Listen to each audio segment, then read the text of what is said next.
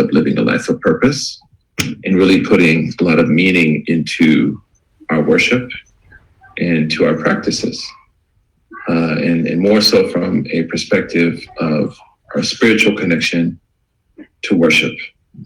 Allah subhanahu wa ta'ala in the Quran commands us to perform acts well physically. And he says, aqimus salah, to establish prayer, but then also he commands us to have a sense of inner connection when he says, subhanahu wa ta'ala, alladhina hum fi salatihim khashi'un, right? That they not only pray, but they also have a spiritual connection to their prayer. We also find this in numerous texts of the Prophet sallallahu alaihi wasallam. For example, when he said, "Man qama Ramadana imanan wa ihtisaban, ghufira lahu ma taqaddama min dhanbi." Whoever establishes the month of Ramadan, whoever prays in the night of Ramadan with hope and faith. So prayer is a physical action, and then hope and faith are spiritual actions. So he combines both of them together. Sallallahu alaihi wasallam. I'm just going to move to another room. Sorry. Give me a second here. My daughter just had her first birthday party and cake smash. So the sugar high has kicked in. She's really excited. So I'm going to try to go somewhere where there's a little bit more silence, if I can. Let me find also an outlet so my computer doesn't turn off on me.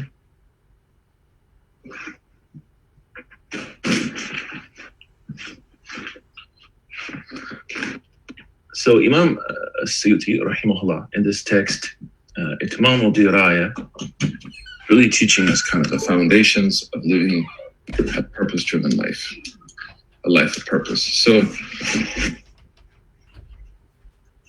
within that context, he begins by talking about the importance of the spiritual path. Thank you, man. Sorry.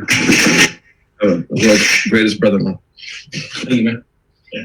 And he mentions how this is like a fard. This is something that we have to keep in front of us at all times. And then after mentioning that, of that process. So he says, faraqi billaha fi jami'i halatik. And this is really the first step, because a lot of people, the month of Ramadan comes and we suddenly find this kind of spiritual boost. We find things easier to do. So this is like a really, really excellent, hands-on, very practical set of advices. How do we grow spiritually throughout our lives? So he begins, he says, "Faraqi billah ta'ala fi jami'i halatik." So you should be mindful of God in every one, thank you so much, in every one of your situations. But the question is, like, how do you do that? He says, بِأَن تَبْدَأَ بِفِعْلِ الْفَرَائِضِ. So here's the first step. He says that you start this process of heading towards God by establishing the obligatory. And there's something very profound here that's happening. The word muraqaba, actually, from this word raqib, is from a word which means a woman who lost all her children. In ancient Arabic, it was called raquba. If she only had one child left, she was called raquba. So she was known to be extremely careful and concerned and cautious with that child, to the point that it was almost like, compulsive. So here, the same word is used in our relationship with Allah, that I'm mindful of my relationship with Allah subhanahu wa ta'ala with that kind of passion, that kind of focus. فَرَاقِبِ اللَّهَ تَعَالَى فِي جَمِيعِ حَالَاتِكَ. In all your situations.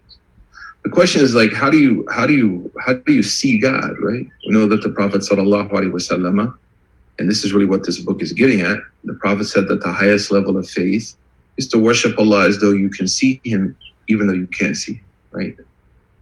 How do I worship as though I see Allah? Is by being mindful of the commands of Allah. And that's the sign of my belief in the unseen. When I have the entire world telling me to do something, the entire current of whatever environment I'm in is telling me to do something that runs contrary to the religion, I choose the religion. I choose the hukum. I choose what's with Allah. And that is belief in the unseen, and that is worshiping Allah as though you see Him. Where you deny the lie of the material world that's saying if you do this haram, you're going to find utility and agency, and you instead affirm your faith in the unseen, who is commanding you not to do that. This is the height, this is the crux of Tawheed, the essence of Islam. So what we learn from that is the marriage between fiqh, Islamic jurisprudence, and tasawwuf, spirituality. We live in an age now where we have people who are just fiqh without tasawwuf. They're harsh. They don't have a sweetness in their worship. And then also we have like this new age kind of hipster, quote unquote, tasawwuf, which even in some cases people say they're not Muslim. Whereas the marriage of obedience to Allah and gaining spiritual aptitude is key. That's why Imam al-Shafi'i, radiyallahu anhu, he said, فَقِيهًا وَصُوفِيًا فَكُنْ لَيْسَ وَاحِدًا. He said, a faqih or a Sufi, don't be one or the other. فَإِنِّي بِحَقِّ إِلَّهِ إِيَّاكَ أَنْصَحُ. By Allah, I advise you of this thing. هَذَا قَاصٍ لَمْ يَذُقْ قَلْبُهُ تُقَى. The person that's only caught up in Islamic law without any of the spiritual components is someone that has a harsh heart that never tasted taqwa. وَهَذَا جَهْلٌ. And the one that has like spirituality but is untethered from the parameters of religion, هَذَا جَهْلٌ. That's an ignorant person. وَكَيْفَ ذُو الْجَهْلِ يُصْلِحُ. And how can an ignorant person fix anything? So Islam brings the marriage of outward obedience and submission to Allah through observing the permissible and the impermissible, the limits, as Allah mentions in the Quran, تِلْكَ حُدُودُ اللَّهِ. These are the limits of God. فَلَا تَعْتَدُوهَا. So don't surpass them. Marries that with also having a heart which is alive and enamored and touched by faith. That's why the Prophet ﷺ said, مَنْ ذَاقَ طَعْمَ الْإِيمَانِ. Who tasted the sweetness of faith. Like faith has a sweet, it's not with our tongue, it's with our hearts. So Imam As-Suyuti begins this process of spiritual growth and developing ourselves to live a purpose-driven life based on worship. He says, فَرَاقِبِ اللَّهَ فِي جَمِيعِ حَالَاتِكَ بِأَن تَبْدَأَ بِفِعْلِ الْفَرَائِضِ. So if you understood that well, then meaning the importance of spirituality, then be mindful of Allah in every situation. How? By performing the obligations. The obligations doesn't just mean namaz, that's part of it. Salah is part of it. It also means my social responsibilities, my family responsibilities, and the responsibilities I have in all of the spaces where I am. Those all generally fall under the fara'id. And most importantly, at the head of that, of course, is acts of worship. وَتَرْكِ الْمُحَرَّمَاتِ. And here's the second component. So here, let me do it this way. Let's see if I can do it. So here's number one, performing the obligations. Number two is avoiding the prohibited. The third, then establish the voluntary acts, بِفِعْلِ النَّوَافِلِ. And the fourth were تَرْكِ الْمَكْرُوهَاتِ. These are the four ways to scale our faith. 4 ways to grow and develop. Oftentimes people come to me, my iman is weak. What are you doing about it? Nothing. Then why do you think your iman feels that way? You know, I don't feel like my relationship with Allah is tight. What are you doing to tighten it up? So here, and this is what I love about this book of Sayyidina Imam As-Suyuti, are practical steps that each and every one of us can do to have a relationship with Allah subhanahu wa ta'ala that's meaningful and rooted in foundations. There's a trick though. Sometimes people, they say, well, I'm doing this and I don't feel anything. We don't worship Allah subhanahu wa ta'ala for a feeling. That would be a subtle form of idolatry. We worship Allah because He's Allah subhanahu wa ta'ala. So the Shaykh, he says, start here. Start by performing the obligations, avoiding the prohibited, establishing the voluntary acts, and avoiding the disliked. In my explanation here, so to be mindful of Allah is to observe Him in all the situations. That is done by observing the halal and the haram in all situations. That is why the Prophet ﷺ said, worship Allah as though you see Him. Even if you can't, at least you know He sees you.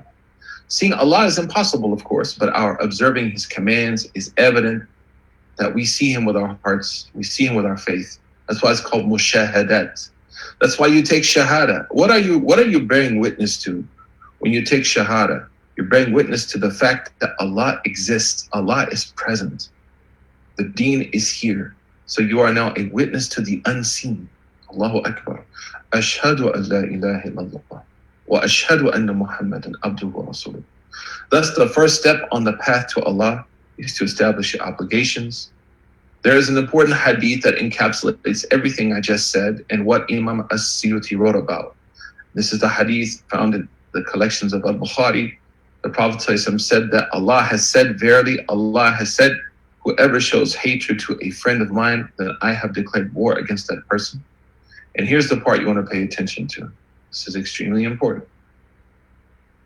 And my servant does not draw near to me with anything more beloved to me than the religious duties I have obligated upon him. That's the first step. My servant continues to draw near to me with nafil, extra deeds, until I love that person. So here you see the methodology of Sayyidina Imam As-Suyuti above. فَرَاقِبِ اللَّهَ تَعَالَى فِي جَمِيعِ حَالَاتِكَ بِأَن تَبْدَأَ بِفِعْلِ الْفَرَائِضِ وَتَرْكِ الْمُحَرَّمَاتِ وَبِفِعْلِ النَّوَافِلِ وَتَرْكِ الْمَكْرُوهَاتِ. 4 things he said. If you want to be serious, if I want to be serious about my relationship with Allah subhanahu wa ta'ala, let me establish the obligations, avoid the prohibited, increase in the extra deeds. And then the third, avoid those things which are not quite sin, but are looked down upon or disliked in Islam. And this hadith is used to prove that methodology. First thing Allah says is, no one draws near to me with anything more beloved to me than religious obligations. And the person continues to do those obligations, mashallah. And a person continues to do these things until I love them. Question from Ahsan is, why are disliked things makruh considered disliked? I know it's a broad question, but why not treat them as haram or some degree above makruh? Like, what is the point of the category? The point of the category is 2. Number 1 is sometimes those things need to be permissible. Sometimes there is a need which people have, which is so prevalent that if it was made to be haram, it would be hard on people. For example, sleeping on someone's stomach is considered makruh, but some people, they just do it. So if it's haram, imagine that would be very difficult. It would be hard on people. So the makruhat are a way to, because makruh is synonymous with permissible. So makruh is a way to allow people to do certain things which are so part of life that to make them haram would have been extremely hard on people. The second is that the makruh are a way to protect ourselves from falling into the haram.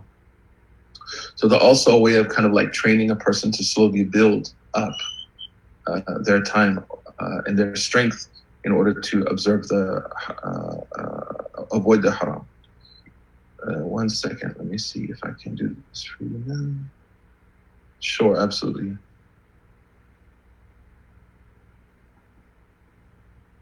Let me know if this successfully makes it into the chat box. And also we know that something is makruh because the Prophet ﷺ or the Quran may have referred to it in a way which is negative, but not again to the point that it's like hell or a major sin or something like that. Part 3, if you can't obey Allah, and that becomes a question that people ask, right? When people start their relationship with faith, oftentimes they find it's no problem. They find it, and it's in also our lessons on usul al-fiqh. When we talk about makruh, how do we know something's makruh? But sometimes things are difficult for people, right? One time a Bedouin, he came to the Prophet and he said, Inna shara'i al-Islamiyya qad kathurat. You know, like there's so many things to do in Islam now, it's like hard for me. So oftentimes when we talk with someone about emergent religiosity, they feel overwhelmed, or they go really, really harsh, like a rocket. They try to do everything and then they flame out over time. Ideally, we want to see spirituality as like a slow ascent, not a sudden boost into the heavens. That leads to the 4 things that I want you to think about when you think about proper spirituality. Number 1, it has to be rooted in textual support, like Quran and Sunnah, as understood by ulama. Number 2 is it has to be meaningful. Like it has to have some kind of importance. There has to be a value to it in your life. Number 3, it has to be sustainable. So you think about dieting, right? People run after diets all the time, but are they sustainable diets? Usually they're not sustainable. So they actually end up regressing. Same thing I've seen with spirituality. People look for quick fixes that aren't sustainable. They're not sustainable for the long term. And then the last is it should not harm you or your life or those around you. These are very important foundations of the spiritual path. So Imam as-Suyuti says here, for people who may be overwhelmed initially with trying to perform all of the acts related to Islam, وَلْيَكُنْ إِهْتِمَامُكَ. It's like actually really nice what he says here. وَلْيَكُنْ إِهْتِمَامُكَ بِتَرْكِ الْمَنْهِ أَشَدْ مِنْ فِعْلِ الْمَأْمُورِ. And make sure that your priority is leaving the prohibited more so than performing his commands. Meaning as a starting point, if you don't have the ability to do the acts of worship that you've been commanded, at least at a minimum, you want to avoid doing evil. Hajj, again, if you look here, there's the link. If you look at the screen, see where that doc is? And I'll put it here for you again. MashaAllah, great question. Itmam al-Diraya by Imam as-Suyuti rahimahullah. This is the first time I think this book has seen light of English. So I began to translate it and add notes to it for my students. But unfortunately, it's not ready to be published. Inshallah, make dua that one day it will happen. If you go to the very top here, it's not translated, right? Itmam al-Diraya li-Qira'a Niqaya of Imam as-Suyuti. Again, so it's not finished, so I'll add the name and translation to it, inshallah, in the future. But initially what you're looking at are just like translation and notes that were made for students. So my apologies. There's some things that aren't necessarily there yet, inshallah. You're looking at like a rough draft, mashallah. So he says, وَلْيَكُنْ إِهْتِمَامُكَ بِتَرْكِ الْمَنْهِ أَشَدَّ مِنْ فِعْلِ الْمَأْمُورِ. Make sure that your priority is leaving the prohibited more so than performing his commands in the initial stages. Because he says this, let me add this here. He said that because it is usually easier to stop something than to perform an act, but not always, not for everybody. And importantly, however, there is this important principle in Islam. It's one of the foundations of our faith. It says, Dar al-mafasid awla min jalb al-masalih. That preventing harm is first before achieving benefits. So the idea of avoiding the prohibited comes first. Understanding the challenges associated with performing obligatory acts, there's a really beautiful axiom that scholars coined that says, in lem, and let me also make sure you see where I'm at. Oops, sorry.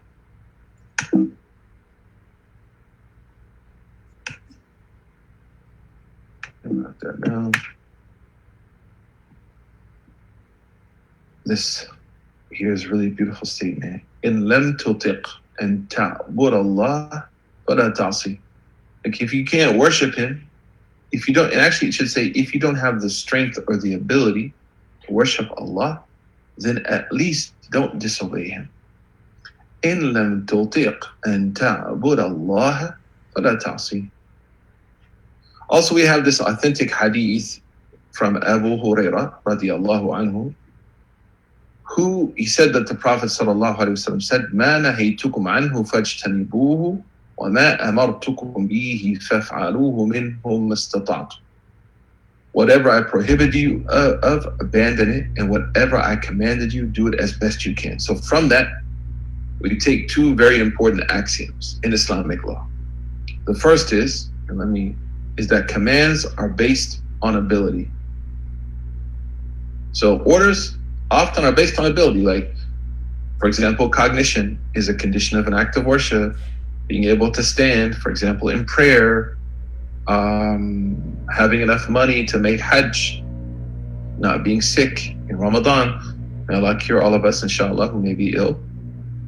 That those are all conditions for the act to fulfill the command. While prohibitions are based on abandonment. So when something's forbidden, we don't condition it. Largely, we say there's few exceptions to this. Like if it may harm someone's life, it may harm their income, it may harm their families. Here, we're going to look at things a little differently. But in general, النواهي مبنية على الترك.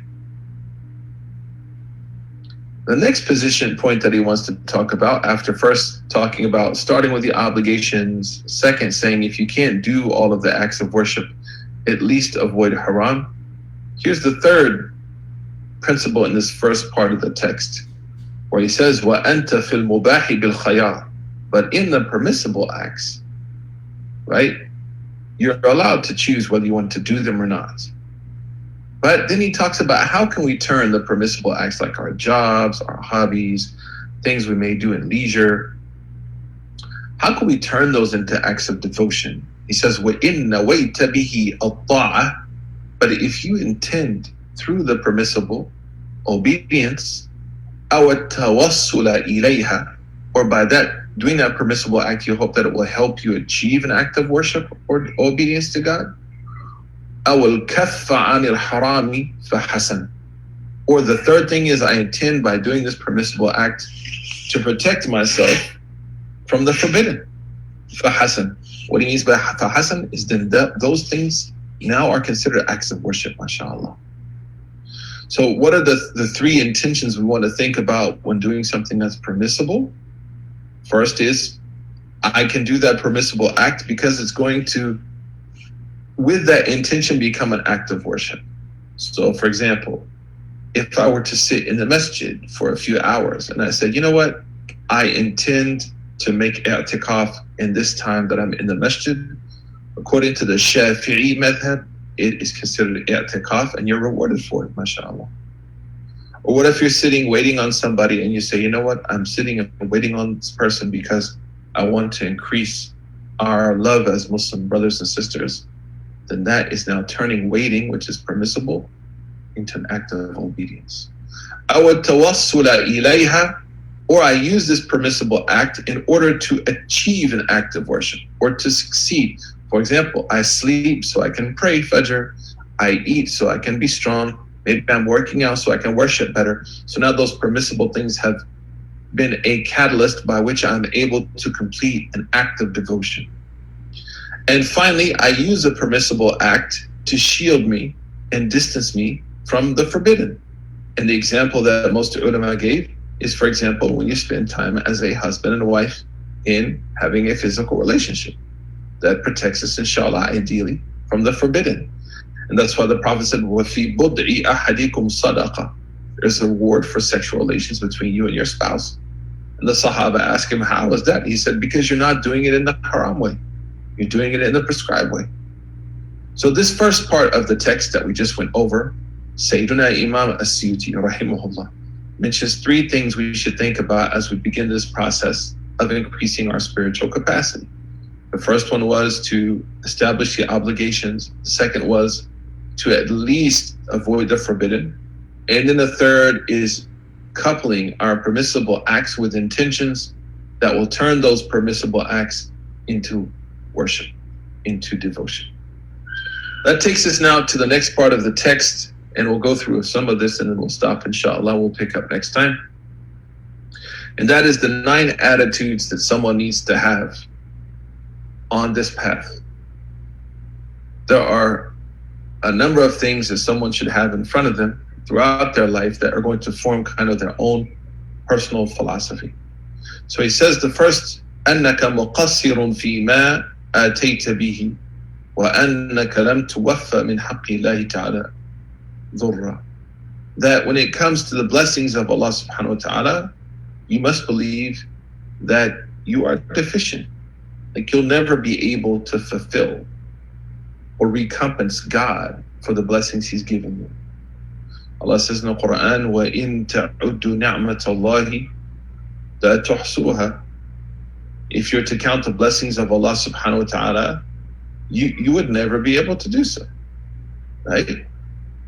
And this is very important because it's not meant to lead us to despair. It's meant to lead us to a life of heightened gratitude and appreciation to Allah subhanahu wa ta'ala. Allah says, يَعْمَلُوا آلَ دَاوُودَ شُكْرًا. Like gratitude is an amal, like it's an action. It's not just a thought, it's not just words, it's a whole process. Allah says in the Quran, لَإِن شَكَرْتُمُنِّي لَأَزِيدَنَّكُمْ. If you're thankful to me, I will increase you in blessings. Subhanahu wa ta'ala. The next is to be humble. وَاعْتَقِدْ أَنَّكَ لَسْتَ بِخَيْرٍ مِّنْ أَحَدٍ. And he defines one half of humility here. Humility in Islam is not about having an outgoing personality, being driven.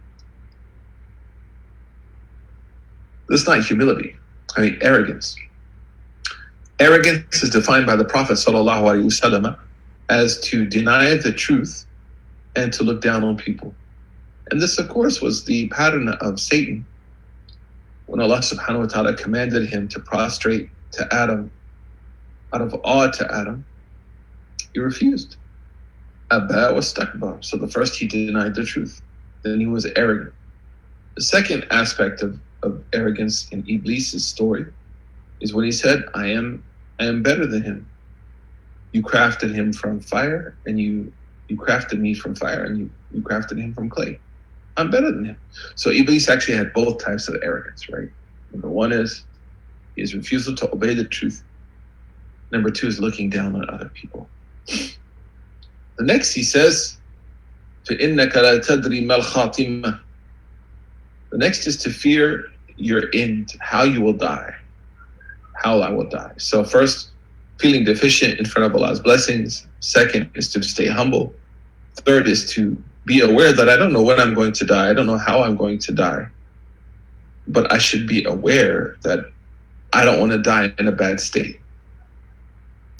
The Prophet ﷺ said, oh Allah, grant us a good ending. Husnul al-Khatima. Give us that opportunity. And that touches on something really important, the idea of fear. Fear is an important component of a balanced, regular life. Healthy fear can be something that motivates us, encourages us to do better. Not the type of fear that debilitates us and shuts us down. That, of course, is not acceptable. But people don't like the word fear. It causes them distress, especially when the world and its comforts create a value for them. Islam values both fear and hope, seeing them as essential to a life of purpose. But both must be balanced. If a person is overcome by fear, he will give up on faith, and if he is overcome by hope, his commitment to faith may falter. Sheikh Abdullah Hamoud used to say to me, he's my teacher, who's from Yemen, from a place called Al-Ib, used to say, Al-khawfu wal-raja'u lil-mu'min kal-janahani bi-nisbati al-ta'ir. That fear and hope are like two wings on a bird. And Imam al-Hakimi is a great poet and scholar, and he wrote a poem about fear and hope. He said, وَقْنُتْ بَيْنَ الرَّجَاءِ وَالْخَوْفِ قُمْ أَبَدًا تَخْشَى الذُّنُوبَ وَتَرْجُو عَفْوَ ذِي الْكَرَمِ. He says, stay devout between fear and hope. Always be that way between fear and hope. Fearing sins and hoping in the pardon of the most merciful. فَالْخَوْفُ, then he defines it. فَالْخَوْفُ, fear, ما أورث التقوى وحث على مرضات ربي وهجر الإثم والآثم. Because fear brings about an awareness and motivates a person to the pleasure of his Lord and causes that person to abandon sin and evil people. كذا الرجاء ما على هذا يحث لتصديق بموعد ربي بالجزاء العظم. And he says, and the same thing with hope, that it encourages faith, it encourages a person to seek the great rewards of Allah. وَالْخَوْفُ إِنْ زَادَ أَفْضَى لِقُنُوتِ كَمَا يَفْضِي الرَّجَاءُ لِلْأَمْنِ الْمَكَرِ وَالنِّقَمِ. This actually is very beautiful. And he said, too much fear leads to despair, like too much hope leads to a false sense of security from Allah's plan and punishments. فلا تفرط ولا تفرط وكن وسطا ومثل ما أمر الرحمن فاستقم. So don't be extreme or too lax with either, but stay moderate. And upon what the most merciful has commanded, stay dedicated. What comes first though, fear or hope? Most scholars, fear or hope. Most scholars said it depends on where you are in life. Sheikh Ahmed Dardir, he's a great scholar. He wrote a book called Al-Kharida. I taught it at the ICNYU about a year ago. He says, وَغَلِّبِ الْخَوْفَ عَلَى الرَّجَاءِ وَالسِّرِّ مَوْلَاكَ بِلَا تَنَاهِ. He says, prefer fear to hope and travel to your Lord and don't wonder, right? What he's talking about is in times of when someone's young, when someone's healthy, and they may deceive by their youth or their wealth. He said at that time, to protect yourself, put fear forward. But look at the statement of Imam Ibn al-Qayyim. He said, أن يقوي في الصحة جناح الخوف على جناح الرجاء وعند الخروج من الدنيا يقوي جناح الرجاء على جناح الخوف. As I said earlier, that the Salaf, the early scholars, early righteous people, they preferred fear while they were healthy over hope. However, as they neared death, they preferred hope over fear. So this next point, after the first talked about, number one is understanding our shortcomings. Number two, being humble. Number three, fearing an ending that may not be a good ending, right? That brings us to fear and hope. The next point, inshallah, is to submit to Allah's plan. وَسَلِّمْ لِأَمْرِ اللَّهِ تَعَالَى وَقَضَائِهِ. Submit to Allah's command and Allah's final decree on issues. مُعْتَقِدًا أَنَّهُ لَا يَكُونُ إِلَّا مَا يُرِيدُ وَلَا مَا تُرِيدُ أَنْتَ. And that nothing happens except Allah wanted it, not what you want. And that's tough, right? And then the last, he says, وَإِيَّاكَ أَن تُرَاقِبَ أَحْوَالَ النَّاسِ وَتُرَعِيَّهُمْ إِلَّا بِمَا وَرَدَ بِهِ الشَّرْعُ. And finally, he says, be careful of looking at other people and like getting up in their business. That may cause you to adopt their value system, which may not be healthy for you. That may also cause you to like feel like, oh man, they got this, I don't have this. Why do they have this? I don't have this. And then the last, it may cause us to fall into sin because Allah says in the Quran, وَلَا تَجَسَّسُوا, like don't spy on one another. Don't be up in others' business. So alhamdulillah, we can take any questions that you have. Inshallah, next time we'll talk about the foundations, 3 foundations of life that the Shaykh mentions. So the first he talked about are things you need to think about as far as attitudes. The second he mentioned, as we just talked about, these 4 points are also dealing with outlook.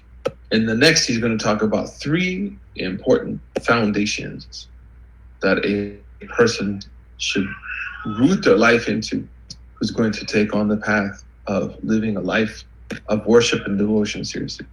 If you have any questions, we can take them now. If not, barakallahu feekum. We're going to be heading over to the community iftar. I believe Amira is going to be there today, inshallah.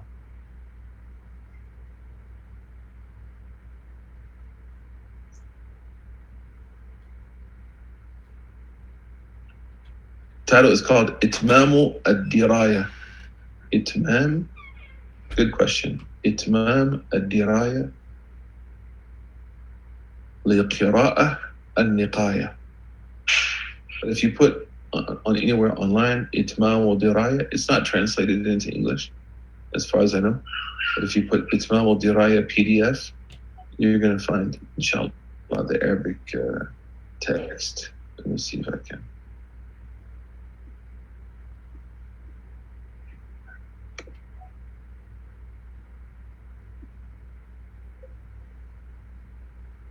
طيب بارك الله فيكم وجزاكم الله خيرا. Please keep us in your du'as and we will continue next time inshallah. Assalamu alaikum wa rahmatullahi wa barakatuh.